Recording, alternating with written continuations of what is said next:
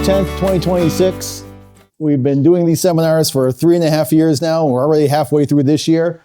It's amazing. I can't believe it's already June. I look back and I say, did I get half the things I wanted to get done so far this year? It's already June. Oh, well, maybe. I don't know. Keep checking them off. Summertime is time to get things done. So I'm Jeff Turcott, and this is my wife, Kelly Kurtz. And our business is Simply Well Seniors. And this is the Aging Well seminar series. And we're very excited about this month's topic, talking about ADUs. We have a fantastic expert panel with some folks that are very knowledgeable. And we'll go through the questions that we have prepared for them, but also we'll have some questions from the audience too. But first and foremost, this year's seminar series is sponsored by some great folks. And first, our platinum sponsor this year is Sunrise Senior Living. And Corrine is here. Corrine, would you like to say a few words real quick? Come on up. Caught her off guard, sorry.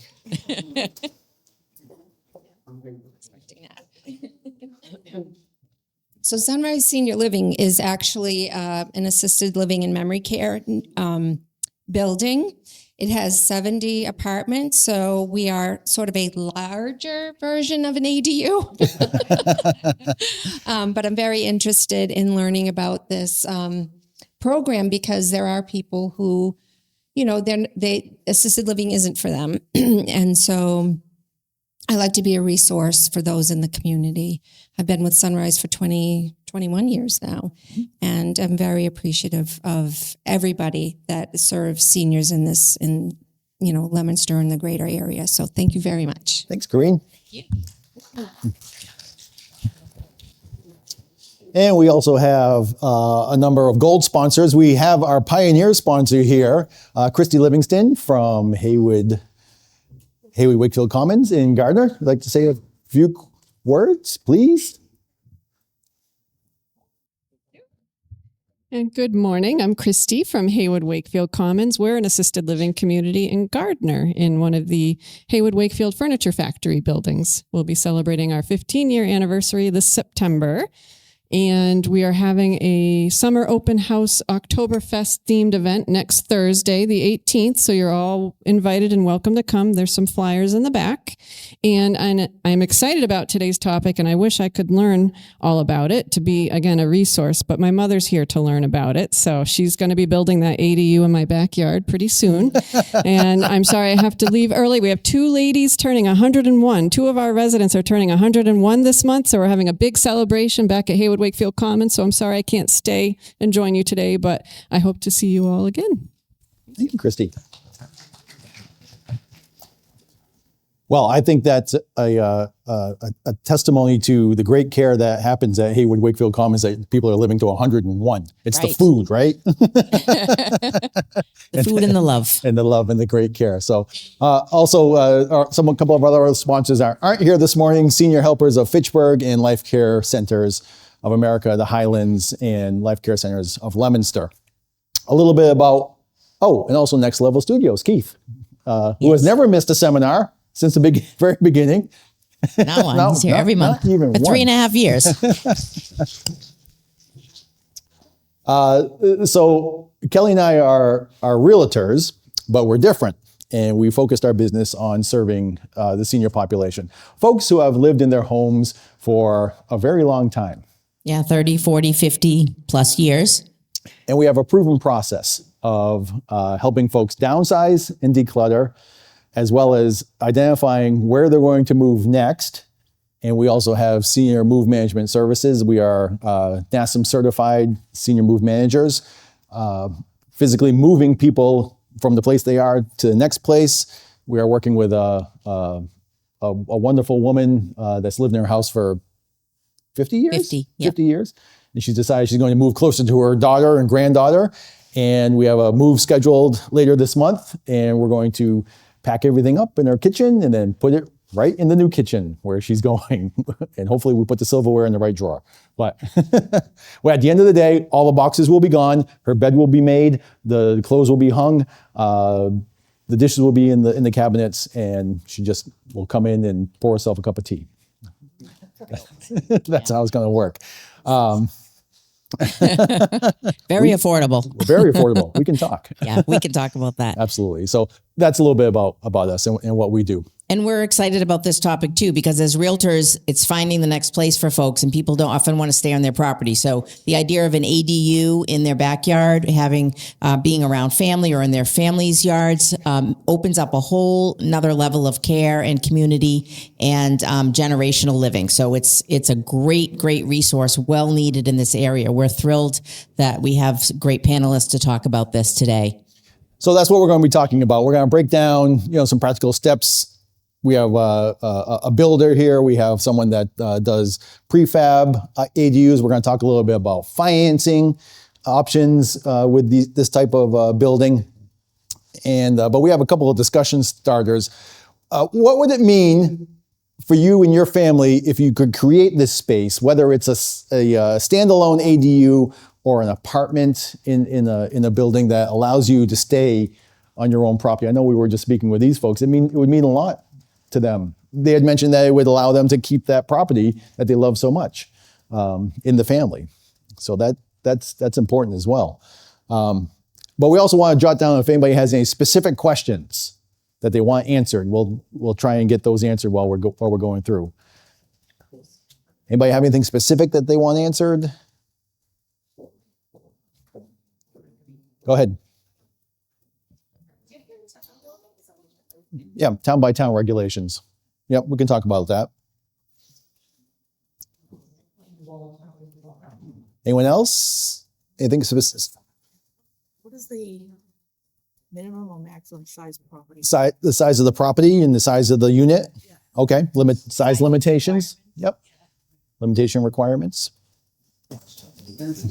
So where the state has now made it a right to, Yep. is there any kind of programming that might help with financing, kind of grants for individuals to be able to do We can talk a little bit about financing and, yep. grants if they want us to do it? Like, what was that? There are some remodeling grants as well. Yep. Anybody else? Okay. Yes, Jean. Building an ADU on my son's property, Mm-hmm. right? Will it technically be my house and my property? Good on question. His property, or Yep. will it become part of his property? Good question. Yep. How does the property how is it deeded, the ownership of it?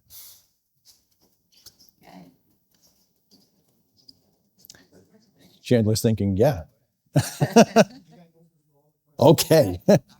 That's good. All right, well, I think we should get started because we've got so much information to cover, but we will also have time At the end for you to pick the brains of these very qualified folks and connect with them. And if it requires making another appointment or something with them, you could definitely talk to them about that. But we'd like to start calling them up so we can, you have one more slide? Sorry. Just one more slide. Yeah. Okay. So kind of how we got here. This is the Affordable Homes Act of 2024 is really what changed things in Massachusetts.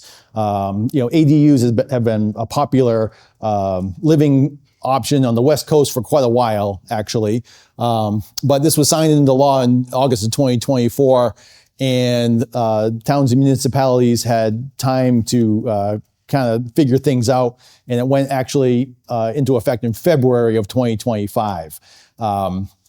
Cities and towns are still kind of figuring out what is allowed and what's not, and those kinds of things.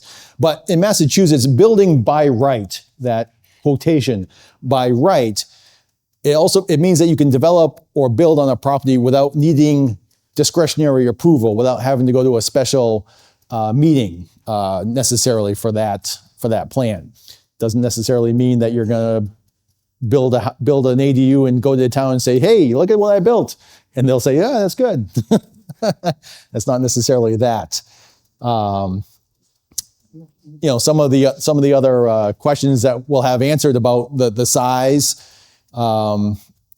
It kind of puts a limit on the size. It can be up to 900 square feet, or half the gross living area of the current home, up to 900 square feet. That can be the square footage. But there's a lot of nuances to a lot of this, and we'll have a lot of these questions answered as well. So let's start calling some people up. So from Cross Country Mortgage, we have actually a team. We have Joe, Ellen, and Chris. Come on up. Give them a big round of applause. They know how to finance these.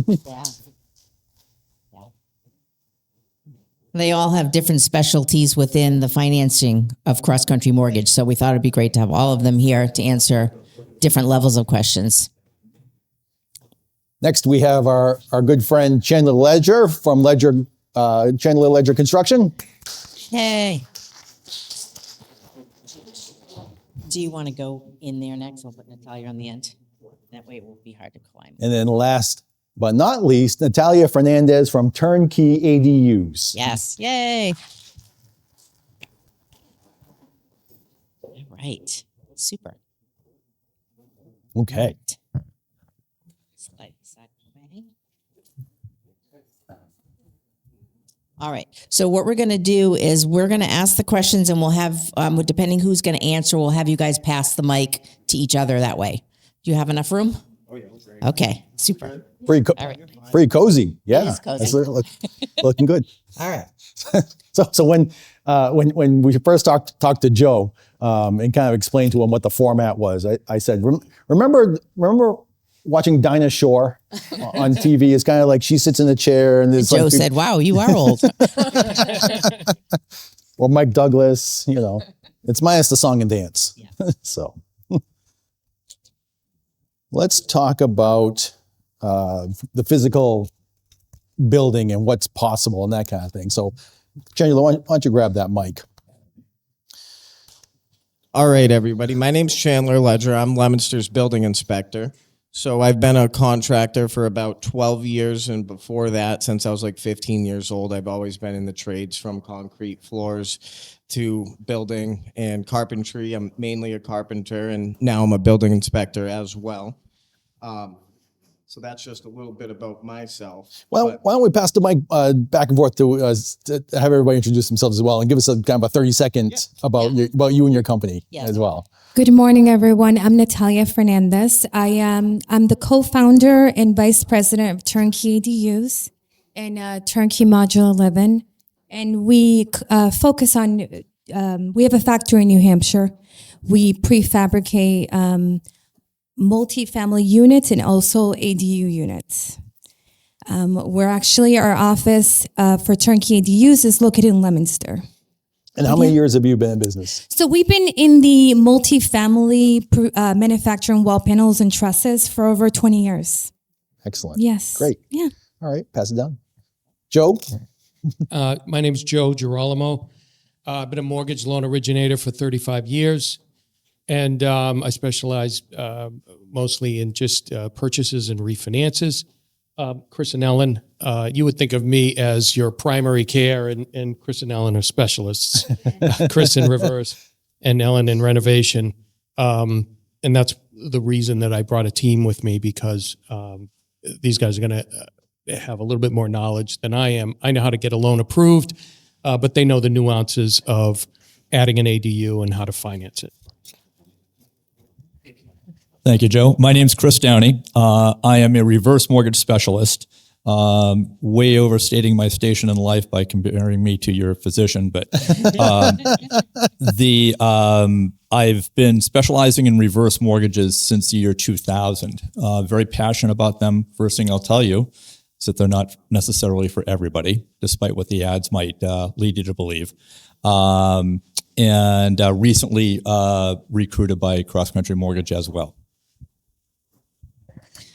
I've been in the actual mortgage business for 30 plus years myself. I used to originate, but I've now passed the baton, and I'm just supporting in the role of renovation.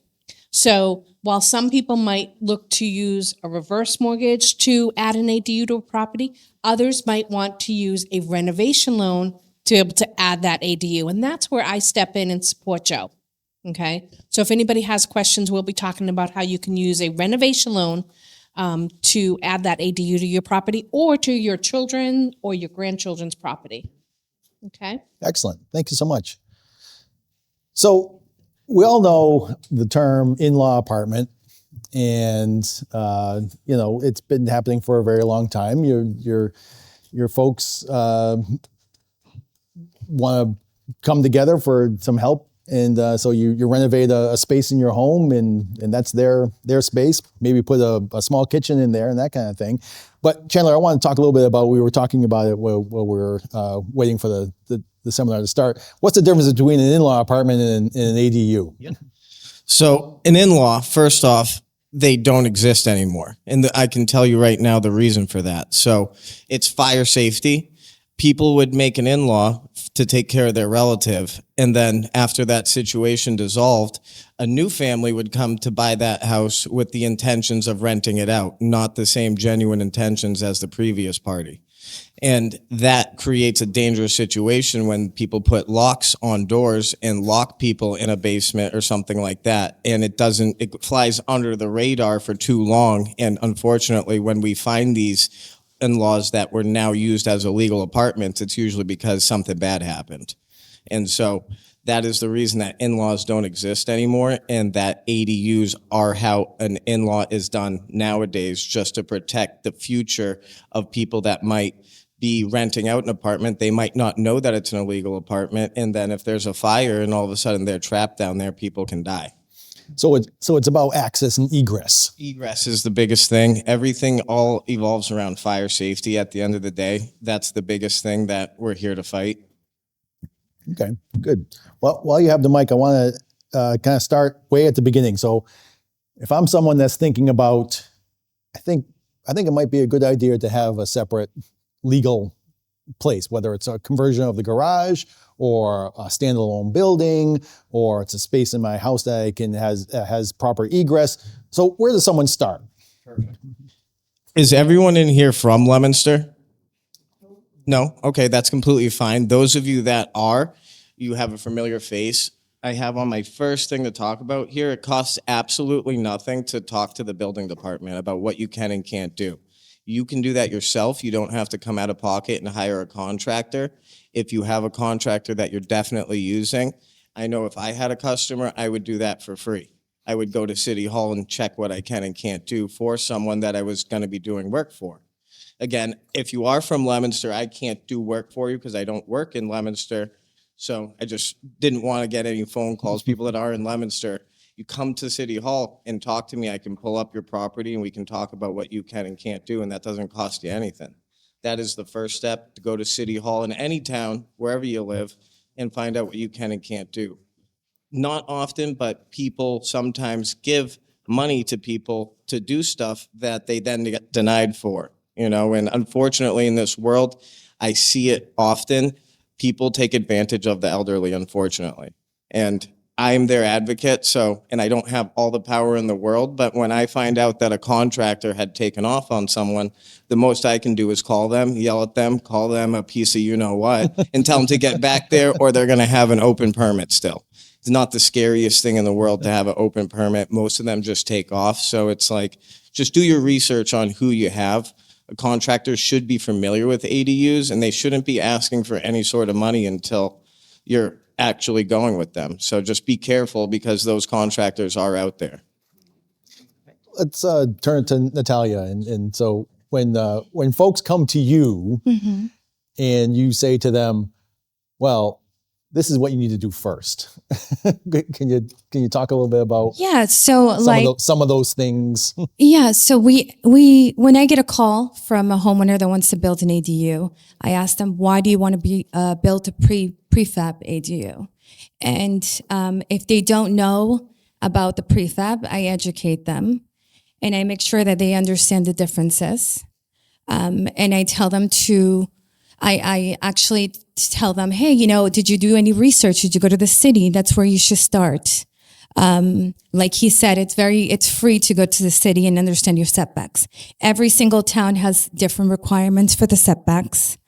Depends on what you want to build, how big you want to go, if it's attached or detached. So it's a process, yeah. So everything is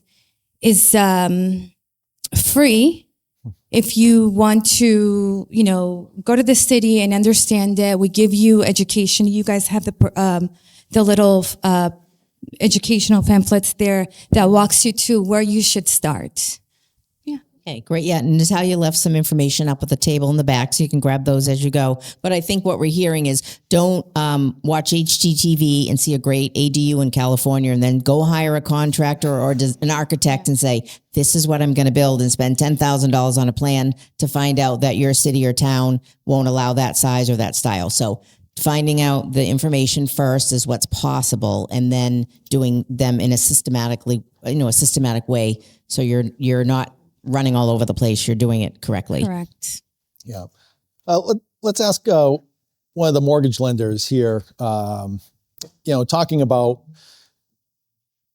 how to finance this type of construction, whether it's renovation or it's standalone, or if let's use the example, if my home is paid in full and I want to use a reverse mortgage to build a standalone prefab on my property, and the town allows it. Yep. So I'm dealing with that situation right now in the town of Cohasset. And mildly interesting in the sense that the existing house, which is owned free and clear by this family, they've lived on the property, I think, now for over 60 years. And the property itself is not really suitable for this couple to stay long-term. They're going to build an external ADU. They're going to move into the ADU, and they have adult children that are going to occupy the main house, if you will. And in their particular case, what their finances are dictating, we're working with their financial advisor on this, so this is the financial advisor's idea, is we're setting up a reverse mortgage in the form of a line of credit.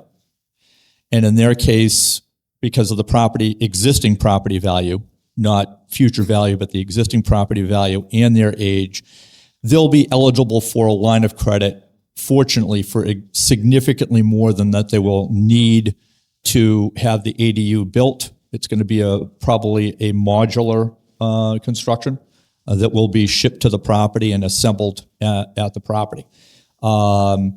And the reason they're choosing a reverse mortgage are for the inherent advantages that they have with the reverse mortgage as it applies to their particular situation.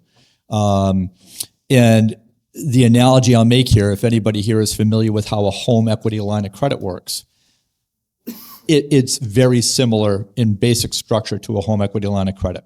So they're using the existing equity in the home right now to borrow against that to pay for the ADU. Mm-hmm. Great, excellent. I think it might be a good idea to explain that no payments are due. Yeah.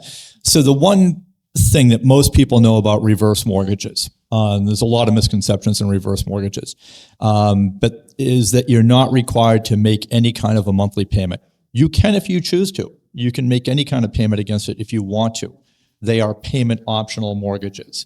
Payment optional mortgage. I want payment optional mortgage. I want one of those. Yeah. Payment optional. You may not be old enough to qualify, but so that's one inherent fact of all reverse mortgage programs is that you're not required to make payments against them, but you can if you choose to. The other thing, and this really applies to their particular situation, because they're relatively young, the fact that a reverse mortgage does not come due at any particular time. What is called a maturity event on a reverse mortgage is defined as when the last surviving borrower has permanently vacated the property. That could be a polite way of saying they've gone on to a better place, or it could mean that they have voluntarily decided to sell the property and move to Florida because they're sick of New England winters. You have all those options, just like you do with any conventional mortgage, also with a reverse mortgage. But their concern was, and they've got a history of people living to very old ages in this particular family, is that they would outlive a conventional mortgage or a conventional home equity line of credit in this particular case on this property. Mm-hmm. Okay. All right. So yeah. So there's some great options. We actually had a situation that had we sold a home that had a reverse mortgage on it, and so that had to be satisfied with the proceeds at the end. Yep. At the end, so it wasn't arduous at all, the process. And it takes a lot of stress off to know that you don't have to use maybe you're getting retirement distribution or Social Security and you have to spend that whole amount to pay this new mortgage payment. So it's nice to know that you can live in the property and not have that stress of a monthly payment. I have a quick question to ask you. Go grab the mic. In that situation, I know this is going to touch on someone's question. Where they moved out of the main house and are living in the ADU, do they remain the owners of that property? Great question. And the answer is yes. So, Thank you. another misconception with the reverse mortgage is, and this has gotten a lot better over the years, but as with any mortgage, you continue to own your home. And, if you look at your deed, you will be the owner of your home. Or if you hold the property in trust, whether a revocable or irrevocable trust, because they are compatible with reverse mortgages as well. You maintain the ownership structure in the house. Just like with any mortgage, when the property is sold, a lien has been secured to the property, and that lien has to be paid off with the proceeds of the sale of the property, if that makes sense. Could you do the opposite? Could you transfer the house to your children at that point as well? No. You could, but a transfer of the ownership of the property is effectively a sale. And just about every single mortgage instrument out there, whether it's a conventional 30-year fixed rate mortgage, a reverse mortgage, or a home equity line of credit, has a clause in the mortgage instrument called a due on sale clause. That would be triggered by a transfer for consideration of $1, let's say, to your adult children. Or if there is a trust, trust might be a way around it, but also a will. So if you were to pass away and your will says, okay, this property will be transferred to your adult children, that would be considered a transfer and probably would trigger the due on sale clause of any mortgage. Another good reason to connect with a estate planning attorney to make sure that you have some of these questions answered to what specifically works best in your situation. We had a great attorney here in our May seminar last month. So if you need a contact of someone, we have some great people. But if you already have someone, ask some of these questions, because if you set things up correctly, it could save a lot of miscommunication or things that come up at the end that no one intended to happen. So it's better to be prepared and get advice from an attorney or financial planner as well on how to set up your estate so that things transfer accordingly. I'll second that. It is. It's almost penny wise and pound foolish not to consult with an attorney about what your options are there. Right. Very easy to do too. Okay.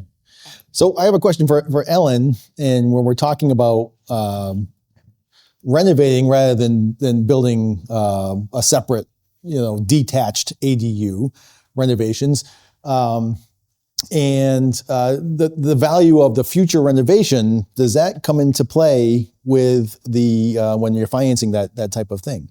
Okay, so first of all, with a renovation loan, you can build, you can add. You can? Okay. You can. So the purpose of a renovation loan, let's say the couple that you're working with, that's adding the ADU and the kids are going to move into the main home. Now, maybe the concern is, well, what are we going to do? We don't want to have to worry about the kids having to refinance if in 20, 30 years we pass away.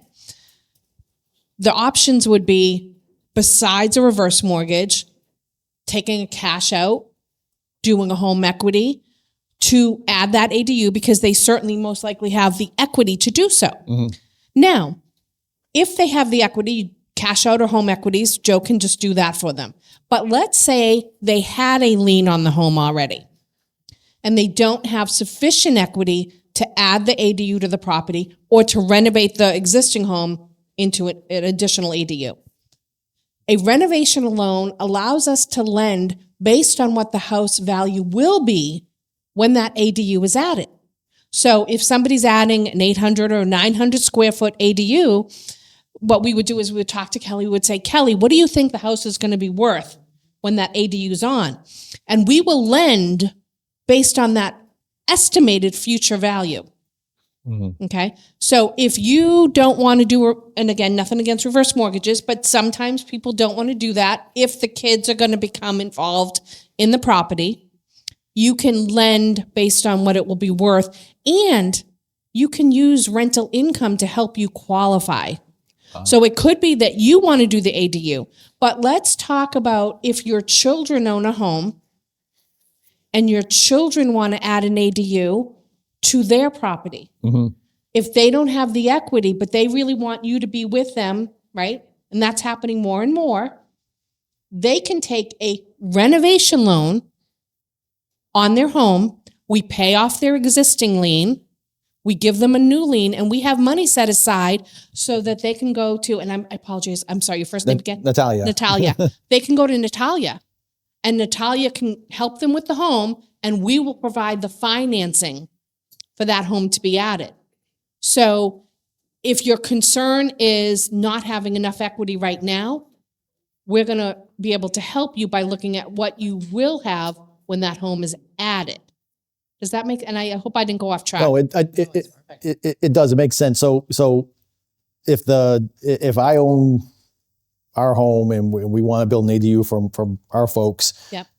but my income is the limiting factor. Yep. We could also include the rent. Yeah, depending on the program, we can include a certain amount of the rent to help offset and keep you what's called debt to income in line. Yep. So what Joe would do, so Joe's the primary person. Joe's going to look at your situation. And in some situations, he's going to say, why don't you talk to Chris about a reverse mortgage? But if you say, I own it outright, and for whatever reason, reverse is not where you want to go, he's going to say, okay, here are your options. What works best for you? And again, you might want to talk to your attorney about it. So could be home equity, could be a cash out, it could be a renovation loan, or it could be reverse. There's multiple options for you to be able to make it happen. Great. Good. So next question will be for Natalia. And so her company is called Turnkey ADUs. And so the turnkey definition, so when a builder gives a quote or when you give a quote for someone's come and they've picked out their ADU unit, what does that typically include? And is there invisible costs like trenching, utility, sewage hookup, permit fees, things like that? So maybe just give us an overview of kind of what's included with a modular and what things that either you can do or that they should source outside. Yeah, sure. So prefab will include, we can include the total build. So we deal with foundation, site work. We can give you prices for the entire completion of your ADU, or you can buy the boxes, the prefab modulars from us. That includes the box, or if it's 2 boxes, it includes everything inside, appliances. It's complete with stove, fridge, dishwasher, vinyl floorings, quartz, countertops. The entire box is completed and craned to the jobs, to the property site. So we can give you two quotes. I think other builders, you could hire them. I would recommend to give prices for every single scope of work and compare what's best for you. Mm-hmm. And I will say I had the opportunity to come and tour one of the ADUs this week with Natalia, and I was blown away at how amazing it was inside. Beautiful, beautiful finishes. It was really, really nice, way better than I expected, and very spacious, even though they're not enormous, which is the whole point. You're trying to downsize. Very nice open floor plan. The bathrooms were beautiful, the kitchen, everything. So, and I know she's going to talk a little bit or have opportunities to have people visit their factory or see some of the modular homes, make an appointment to do so, but they are definitely worth going in. And I like to see it rather than on paper as a plan. To actually see the building in person and walk through it is I think everybody's going to want to put it on their Christmas list. But you definitely want to get a price for every single scope of work, site work, foundation, to make sure you understand the numbers, and get a couple of different quotes from different people. And I think that will help to make a better decision if you want to stick built or go with prefab. Right. So my next question is for Chandler. So in the springtime, Kelly and I went to the camper show in Springfield, and we saw some great park model campers that were fantastic. So what's stopping me from putting that in my backyard and calling that the ADU? So trailers can't be inspected and work can't be done on them. Trailers, there's a few trailer parks that are still in Leominster that the commissioner in Leominster, he does a lot of that, but he can't stand them because it's what's called pre-existing non-conforming. So they're there, so he can't tell everyone pack up and leave. But trailers in backyards is just a no-go. It's not set up for year-round living. Every trailer is meant for camping, so the insulation and requirements are just not there. It's not a permanent structure. Okay. All right. So the building, we're going back to building code and requirements of when you're either renovating a garage space or renovating a very large, a barn potentially, or building something, prefabbed. Yeah. We'll touch on hers. It's like, I know. With the mic. They're engineered to Massachusetts 2021 Energy Stretch Code. So they have all of our requirements that they know and build to meet Massachusetts code. They supply us with engineering on it, showing us improving that it meets all of the codes to our area. Right. Where a park model camper, that's not. Yeah. Okay. All right. That makes sense. Yeah. Yeah.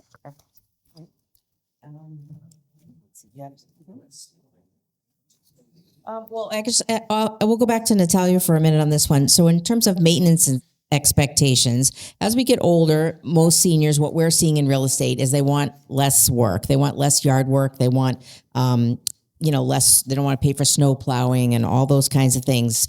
How can the exterior materials and landscaping of an ADU be designed to be virtually maintenance free? Are there any special things that you can share with folks on how Well, I would recommend to use premium materials that's going to last longer.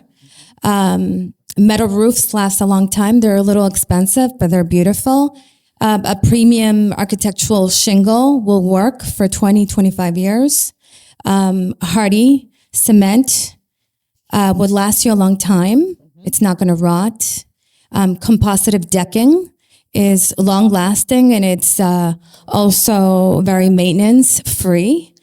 I would do a lot of hardscape, a lot of patio to minimize landscaping. And yes, that's what I would recommend. Yeah, and I would say from my walk through the ADU, those are the exact kinds of things you had. The siding was hardy board, the nice decking, nice fixtures and features. So it's true. You could do the budget model, but then you're going to be repairing and replacing a lot sooner. And if this is your next or last stop of where you want to make your last home, you do want to put the good materials in, so it is virtually maintenance free. And you're not going to have to change it because it's going to rot. So, right. Good point. Yeah. Understanding that there is a massive range of price for this, could you just throw out to us a typical lower end to higher end, what you're talking in terms of price range? Sure. So I can only speak about the prefab boxes completed with everything inside. I cannot speak about the foundation or the site work just because it depends on your land, right? So if you have a slope and you want a basement foundation, a huge basement, it's going to be different. And every single property and land is going to have a different site work number and a foundation number based on your square footage of your ADU. But a typical 480 square feet studio ADU, which is one box completed, runs about $119,000. Okay. 119. So that's pretty reasonable. Yep. It includes all the MEPs. So electrical, plumbing, HVAC, it's all done in the factory. So when the modular is placed on the foundation, we send licensed plumbers, electricians to connect them to your plumbing and your utilities. Okay. How about the other sizes that you have? Can you talk about maybe a medium and a higher Sure. range? So we have a 795 square feet, consists of 2 boxes. It runs around 169,000. And then we have a bigger unit, which is about 950 square feet, and it's about 199,000. Okay. All right. So much more affordable than any real decent real estate that we're seeing in this Central Mass area. To find a house for $199,000, it would be pretty much a tear down in this area or need a lot of renovation. So it seems to be, other than your site work, a very affordable way to go. And of course, as Natalia's saying, you're going with all new things in your unit. So you're not coming in and having to replace appliances and put a new roof on and put a new furnace in and all that. You're starting new. But I think the difference between you, as a homeowner, you need to understand if you want to stick built, if the numbers work out better for you and the timeline, or you want a prefab. You want to buy something that's already done, that's going to come quicker, that you're going to be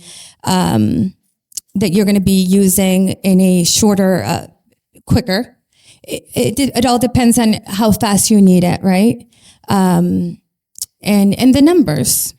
So I would recommend that you get prices for stick built and prefab, and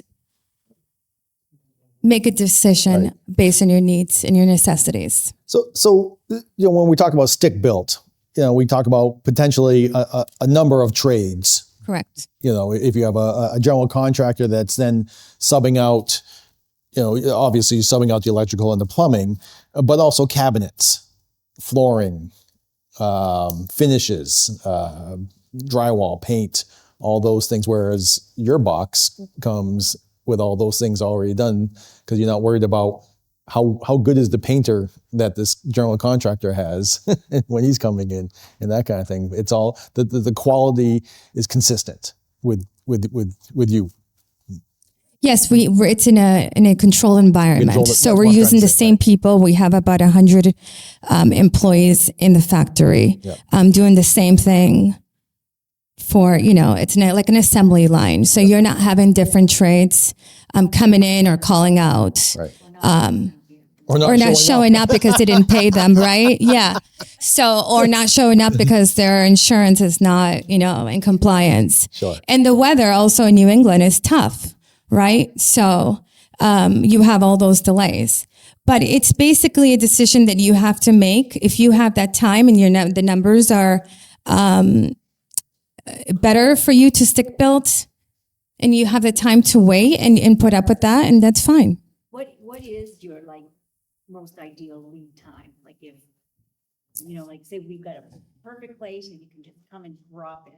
So if you have your site work done and your foundation done, and we have a pre-approved plan, one box, 480 square feet would take us about 4 weeks. Wow. We have boxes already done in the factory, so it's easier for us to just deliver them, right? Scheduling a crane to deliver a 480 square box and do the permits between New Hampshire and Mass would take about a week. And so, I would say 4 to 8 weeks for a smaller box. Great. Okay, so we talked a lot about site work and prepping the site and those kind of things. Chandler, these are some questions for you. And I'll kind of narrow it down to Leominster because that's where we are. When we're talking about a separate detached structure, what are the septic and the wastewater regulations in Leominster? Do I have to tie into the current system in the main house? Can I have town water and sewer in the main house and a leach field for the ADU? So this is something that in the beginning process, the contractor or homeowner, whoever's researching this, the DPW approves. You do have the right to tie into the house. So you do not have to go, but there is certain situations where it makes more sense to go to the road if it's uphill and you have to have a pump installed. Okay. The pumps can be kind of temperamental, so it's not ideal because if it freezes underground, you're screwed. Yeah. So sometimes it still makes more sense to go to the main road, but there is something that the state said that I can't quote exactly, that there is some sort of right to tying to the existing house. Okay. Either way, the DPW, where you're adding bedrooms, they would want a water sewer clearance for the additional flow, depending on how many bedrooms were being added to the property. Okay. It's a one-time fee, kind of a money grab because you pay for your water every month, in my opinion. But Everybody gets their piece. yeah. Okay. And utilities. So for the utilities, most I've been seeing, because there's a lot of site work for the foundation, most of the time it gets ran underground. It all depends if the panel can handle it. Sometimes they have to update the panel to send enough power to the ADU. This is something that an electrician that was doing the job for the general contractor should be doing his homework on before. And just like the building department, electricians can go speak with the wiring inspector and find out what they can and can't do for certain situations, and it doesn't cost them anything. So are you finding most ADUs they're going to have a separate meter, so a separate electric bill, Yep. separate meter for gas, Yep. if there's gas available, all that. It's not you're not tying into the same meters. Yep. Okay. What about the address? Is that through the building commissioner or? That's a good question, and I can only answer this to the best of my ability today. So we just got told by the state, when you add this ADU, you can rent out to someone that you don't know. In my opinion, that kind of sounds like a two-family house to me, right? Two different addresses. The state came back and said that it is not a two-family. It's a single-family home with an accessory dwelling unit, which just kind of confused me more because you just worded a two-family differently. So I think that is a lot because of the assessors are going to look at it differently, and somehow I don't understand the assessing world completely, but it is not a two-family. So it is still a single-family house, whether the post office, and this still needs to get figured out, is it 223A and 223B? But I think as of right now, it's still a single-family address, but it's going to be a problem. We have that now with certain addresses where it's a battle between the post office and the building department, and we don't have a set of rules yet to go back and look at that. So there's not really an answer yet for it. Usually the post office. To the right spot. Yeah. Usually the post office wins. The post office wins, and the building commissioner does have some say in that. And I would think the fire department should. Exactly, they all do. That's So true. it's multiple people making that decision together, and everyone usually has a different opinion on which way it should go. Right. And Yeah. So depending on the community that you're in and the jurisdiction, how these things are getting sorted out and figured out. So Patty. if you're on septic, the Board of Health deals with septic, at least in Leominster. And so you would probably have to get engineering saying that the septic could handle that ADU. Yeah, septics are designed number of bedrooms. Yep. Which is interesting because you could have a 4-bedroom house with 1 bathroom, or you could have a 2-bedroom house with 3 bathrooms. So, but it's all about bedrooms.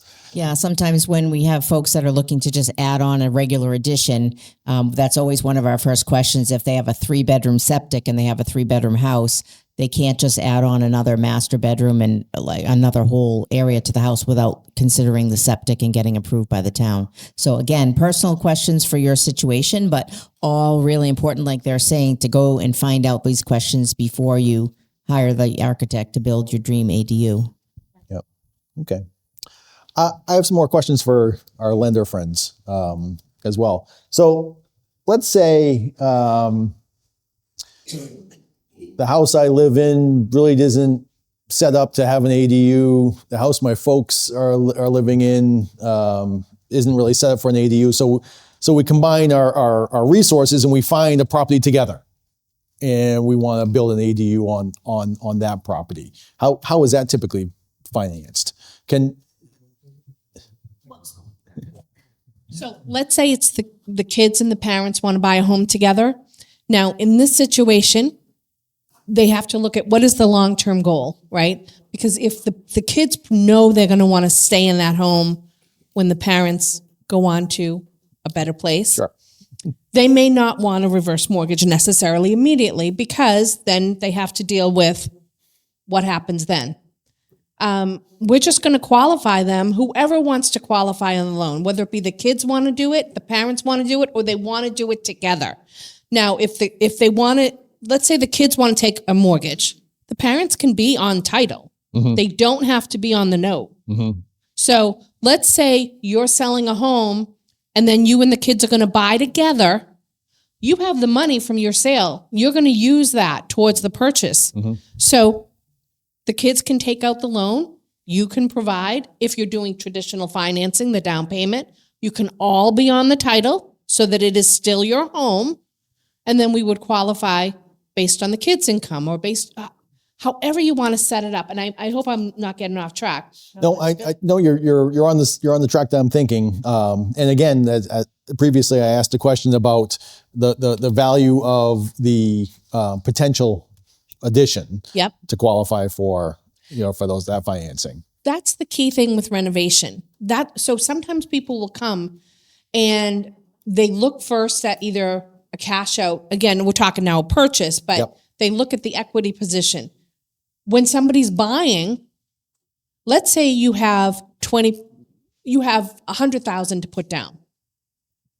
We will base the down payment off of what the house will be. So if you're buying a home, I'm going to do easy numbers just because I haven't had enough coffee.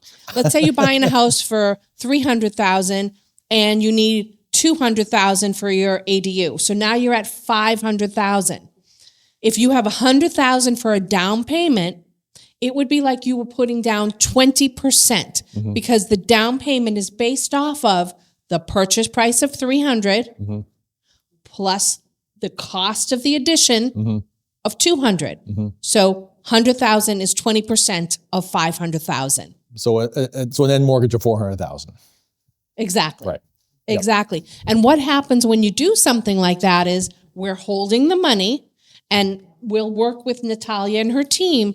We disperse money, sometimes a certain amount up front, and then as work is done. Now, in her situation, it sounds like it's going to be pretty quick, right? But we hold the money and we pay. So that, we talk about the fear of giving the contractors money and having them skedaddle, right? We control that because we don't want that to happen to you. It's not, we want to make sure that the contractors have done a certain amount of work. They've gotten the permits that they need to have, that those permits have been signed off on. And the key thing we always ask you before we disperse money, are you happy? Okay, because we don't want to give money out unless you're happy with what has been done so far. Okay. All right. Great. If I could add to that. So a number of times in the past few years, I've done situations where the parents own their home outright and they're ready to downsize or they're ready to do something, and they have a child who maybe doesn't have a home yet or is willing to sell whatever they have and move. So let's say, for instance, you're looking at a house that's $600,000, and you sell your house and you've got your $300,000 in cash for half of the house. So I've done a number of situations where the parents buy the home with the child, and the parents' contribution is the cash, and the child takes out a loan for the remainder. And this has happened a couple of times on properties that already have space for the parents. But we could definitely do the same thing on a renovation loan.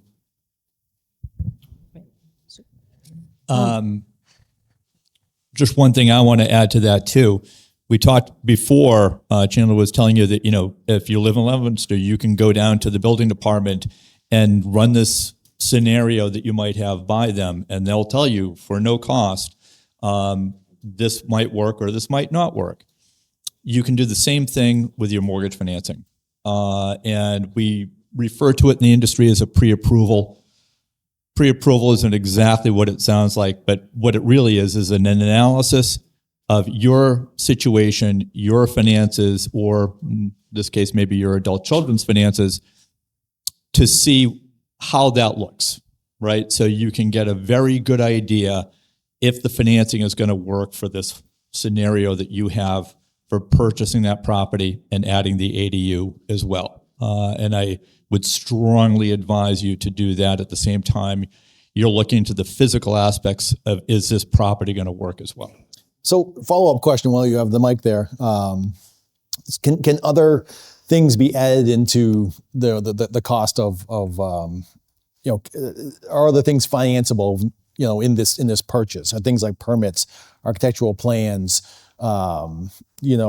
contingency reserves, all those kind of things, can those be financed? That's a great question. And That's an Ellen question. Sorry. I nicknamed myself. I deal with the whole country. I call myself Bossy from Boston. Sorry. So yes, if you're doing a reverse mortgage, the funds are going to be available. You're not going to control distribution of the funds, correct? Meaning for the Natalia. No. Okay. So if you're doing something where you want to finance those fees, Yep. in a renovation loan, yes. So you can finance in the cost of the architect if you need one, cost of permits, cost of inspections, all of that can get financed into the loan.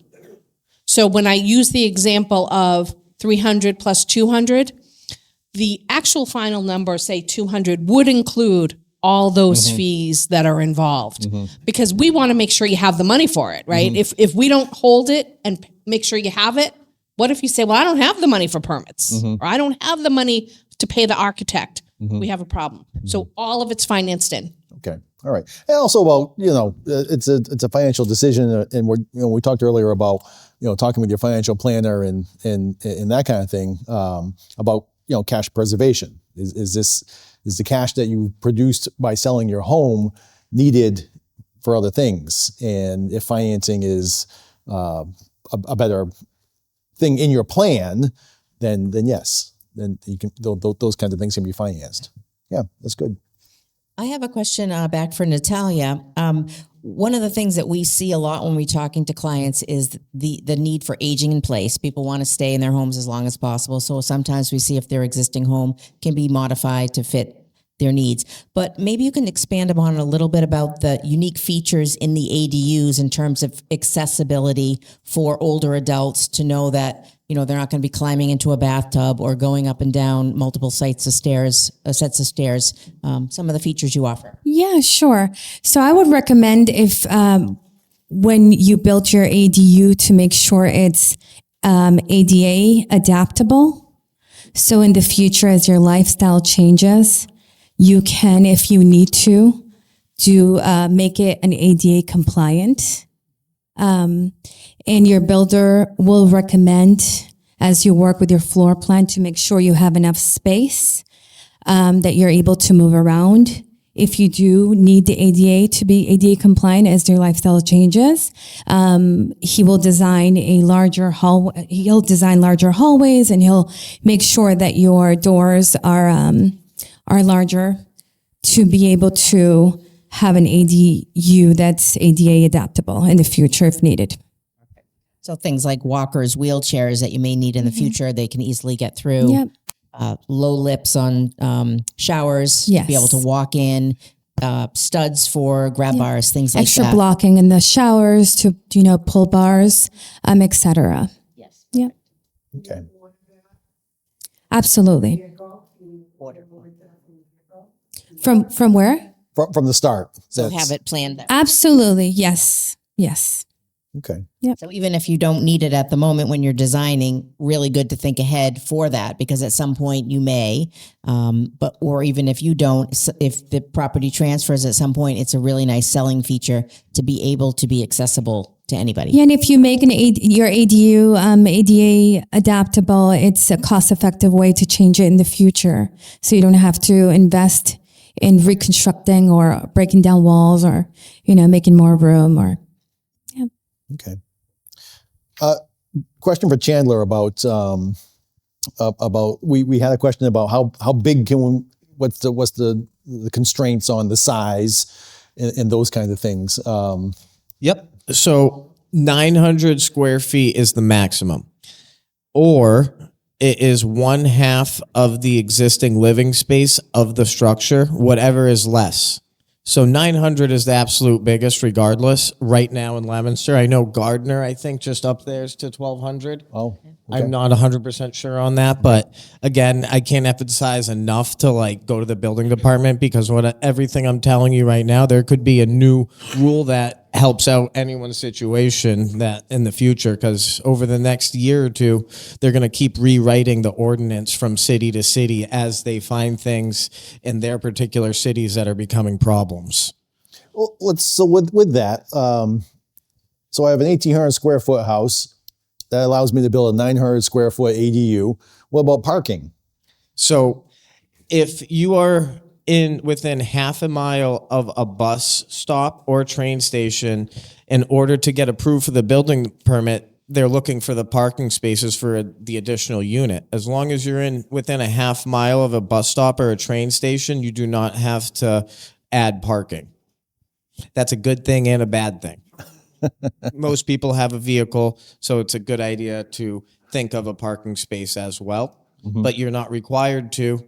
And sometimes that works out for people and can help them out if someone isn't driving and it's impossible to add that space. It could be a hurdle that isn't needed to overcome.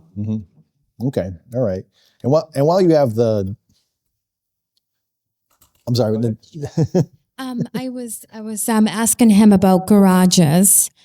So can we add an ADU with a garage, and would it be considered living space? Yes, you can. It's happened a couple times in Leominster. When a garage is in a location, sometimes the setbacks say you can't do it, but this garage has been there for 30 years. The building department would actually deny you the permit, but that doesn't mean that that's all over, because what that does is it kicks you to the zoning board of appeals, and they could 100% allow that to go through. So a garage that is within its setbacks, you can absolutely insulate it, get it to the energy codes, and make sure there's the means of egress, and it's possible. I've seen one on Grove Ave in Leominster here. Okay, all right. That was actually my next question about setbacks and that kind of thing. And depending on what the zoning is, the setbacks are different. Yep. In Leominster alone, and other communities as well. So you could have an existing garage that's right on the property line that potentially could be converted, but you'd have to go through a little bit more of a process. Yep, we would have to deny you because it doesn't meet the zoning. But the zoning board of appeals, they approve variances if you need 10 feet and only have 9. And they let a lot of things through. I'm not on the zoning board of appeals, so if it says no, it doesn't mean it's all over yet. I see. Sometimes they can be lenient, especially in a situation like this. Yep.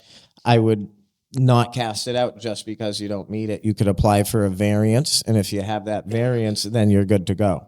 Okay. Is there a minimum acreage required to be able to do this? So there's not a minimum acreage. You just have to meet the setbacks. And so you got to be 10 feet away from the house. And then each zone has its own setbacks. So if your acreage was too small, that it made all your setbacks not equal, like you need 10 feet from the side, 15 from the back. If the acreage was smaller, you wouldn't meet those setbacks. So it does come into play, but not as like a code. You need half acre to do this. You just need to meet the setbacks in the yard. Did that? Just imagining a neighborhood that has all, I don't know. Oh, 100 square foot yep. houses on a third of an acre, and now they're adding 900 square feet, 10 feet off the back of the existing house. And you're talking 10, possibly 10-foot Every zone has different setbacks. I kind of didn't even want to say a number because some are a lot more than others. So it's I do. Yeah. it's very situational. It You can absolutely do that. If you can fumble your way through the website that the city of Leominster has, it is all on there in the zoning ordinance as well. It would be in the frontage section of the zoning ordinance. It's about this thick, so it's not the biggest book ever. So it is manageable, but it took me a while to get used to the zoning ordinance because there's a big chart that tells you every zone and what you need for a side yard, front yard, and rear. But coming to the city is absolutely probably easier. But all that information on every city has its own GIS website. So this is probably an easier way to look up to get you started. If you go on the GIS website and you type in your address, it tells you what zone you are. You got to scroll down or either look at your property card, and that's the first step. Once you know what zone you live in, then you could try to find that chart. But feel free to just, if that sounds too confusing, just come into City Hall, and anyone that is there can help you with that. Corrine. This sounds completely overwhelming. Are there companies that you can hire to go through all the hoops for you? I think we should start one.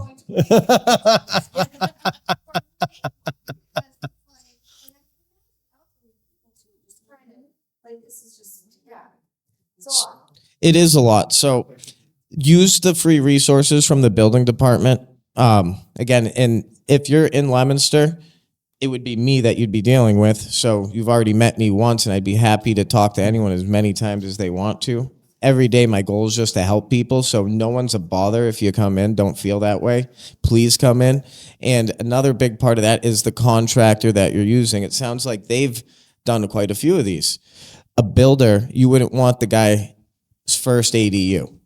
But they're new. So that's not an easy thing to find, a builder that's done a bunch of ADUs, but they're out there and they're becoming more and more people that are getting more and more familiar. But I'd ask, how many ADUs have you built? Can I have some references? I have had people ask for references for work that I've done, and they call the customer and ask how that person liked the job, how it went. Is there anything that they didn't like? So do all the free research. It's a lot of footwork and it's overwhelming, but it's going to make you feel like you're in a much better decision-making position. And Natalia, your company will do all this groundwork for you. There's a fee for it, but if you are overwhelmed and just want someone to do it, So talk about that. We do free visibility reports. So we'll give you a diagram of your lot and set the setbacks. So we'll do what he is explaining to you. We will do it for free. And most of the ADU companies will also do it for free. Builders online will, we see a lot of builders on Facebook that are willing to give you a price, and they'll do the visibility report at no cost. Mm-hmm. And give you the setbacks and call the city and say, okay, you need this much of side, this much of frontage to build your ADU. So yeah, there is resources. And Chandler, would you recommend for Leominster and then for any city or town hall, if you want to go find out this information, to call and make an appointment versus just showing up on a Wednesday? I know they have different hours at different city halls, but sometimes they're in the middle of something, so it's maybe hard to get your questions answered. Would an appointment be recommended? Yeah, absolutely. I know for myself, I'm in the office every morning from 7 to 9, and I tell people, if you want to find me there and talk about something in person, show up between 7 and 9, because the rest of the day is a gamble. Because when I leave here, I have 6 inspections to go to, so I'll get back to the office when I get there. I have no clue when I'll get back there. So an appointment is awesome. We use our calendars every day. In Leominster, we're fortunate enough that our head clerk, Carly, has been with us for 10 years, and she can answer about any question that either of me or the commissioner could answer.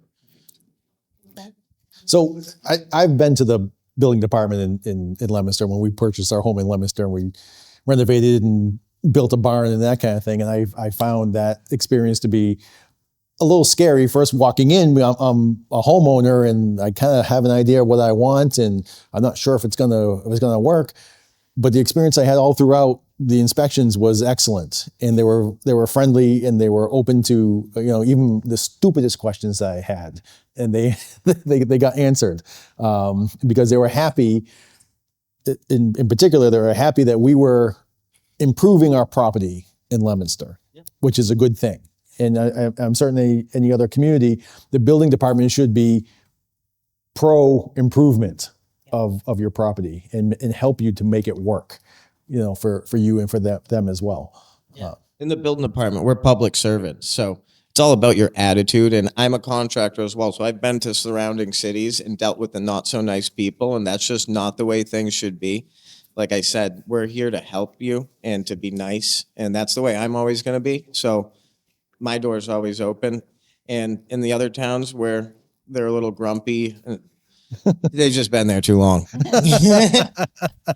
So it's about 10 of, and I know that we probably didn't get through all the questions, but I want to leave a minute or two for the panelists. If there's anything that we didn't get to that you're really dying to tell the audience that you want to add comment or any information, but we also want to leave some more time for questions and for you to individually come up and ask these folks something if you have a specific situation that you'd like more information on. So I have one thing while I have the mic. So we talked a good amount about the detached. So, and I want to touch on the right to build. So the state said every single family home has a right to build. You find out that there is no way for you to put something in your backyard. That doesn't mean that you can't do it. Your house is pre-existing non-conforming. So as long as you don't change and add an addition to the house, you can go through and change the whole interior layout of a house inside of it and create a 900 or half of the living space ADU within the envelope of the existing house. okay. All right, that's good information. I've got something. So I've even heard Chandler say this more than once. He's here to help. And I'm sure I speak for Natalia when I'm sure that she's here to help too. And I think what's important to know is that you don't have to be an expert in any of this. All you have to do is come in and tell us exactly what your expectations are and what you want. And we're the ones that are going to help you find the best path to the end product. So you don't have to be an expert. You don't have to know any of this. You don't have to, you could do your research as to, what is possible. But if you really want to go forward with any of this, all you really have to do is reach out, tell us what you want, and we'll tell you how to get there. Great. Absolutely. This was somebody was talking about contractors. We were talking about somebody who has the experience to do an ADU. When we're doing a renovation loan, we have a team. It's called a validation team. We want to make sure that the contractor you have worked with, we always say, has the experience, that they've done work that is similar in scope. So we're going to check to make sure they have their license. In Massachusetts, a contractor has to have an HIC, which is a home improvement contractor. They also have to have a CSL, which is a construction supervisor. So when you come to us, we're going to ask you, who are you looking to use? And we're going to then reach out to them. We want to see their licensing. We want to see their insurance. And we want to say, as Chandler said, oh my God, I just killed you, Chandler. What he said as far as how he as a contractor has had people call on his work. We want to see that contractor has that experience as well. Because the one thing we don't want to have happen to you is you get in the midst of your project and they told you a certain amount of money and now you don't have enough to finish it. So we are going to do some due diligence. I always say we validate the contractor. Mm-hmm. You want to make sure you also, look and see if they've done work. My recommendation would be ask them for the addresses, go see it, and then verify it too. Mm-hmm. Mm-hmm. The reason I say that is somebody might say, I did, 123 Main Street. You go and you look and it's fabulous. Check with Chandler or the town and make sure that, yes, in fact, that was the contractor who did it. Yeah. Just because be their best front line for them. Exactly. Right. Right. Yeah, that's Right. true. Natalia, did you have anything else you want to add? No, thank you for having me. And if you have any questions at the end, I'm going to be here for a few more minutes, and I'm willing to answer and help out as much as I can. Chris, about reverse mortgages. It's some folks. It's a scary thing. It had a bad rap early on. Tell us it's a better process now. Any mortgage is like a trip to the dentist. Nobody wants to do it, right? I'm just going to be brutally honest with you. So, like a good dentist, right? You'll never look forward to going to see him, but we can keep the pain to a minimum. I can say this with 100% sincerity. The team at Cross Country Mortgage is arguably the best in the country. We were the #1 retail lender for the last several years for a reason. I recently joined Cross Country specifically to engage with the reverse mortgage division there because of their reputation and their talent. And I'll also, one thing I wanted to add about this whole session today, I think it's just human nature, but I would remember all the questions that I wanted to ask if I were in the audience today, probably when I got home. And sure enough, I had a meeting yesterday. Yesterday, I actually had to speak do a presentation to a bunch of financial advisors yesterday. And at about 7:00 last night was when I got about a half a dozen emails from these people with the questions that they had, from that session. So you'll have all our contact information, and I would encourage you to reach out to us with any questions. The better educated you are on any large financial decision, this being one of them, the better off you'll be. So please feel free to ask any of us whatever questions you might have. Great. And thank you very much for Appreciate being engaged with us today. I want to echo what Ellen was saying about check references, validate your vendor and your contractor. I have an HIC and a CSL license. Don't call me to build your ADU though. It's not that difficult to get those licenses, but it is to have that experience. So certainly do your research about folks that know how to do this and know how to do it well as well. Absolutely. So they'll be around and we'll be around for some more questions. Certainly, if you have to scoot, though, we appreciate that. There's all their business cards, some folders from Turnkey on the table. So make sure you help yourself to literature so that you can reach out to these folks. Thank you.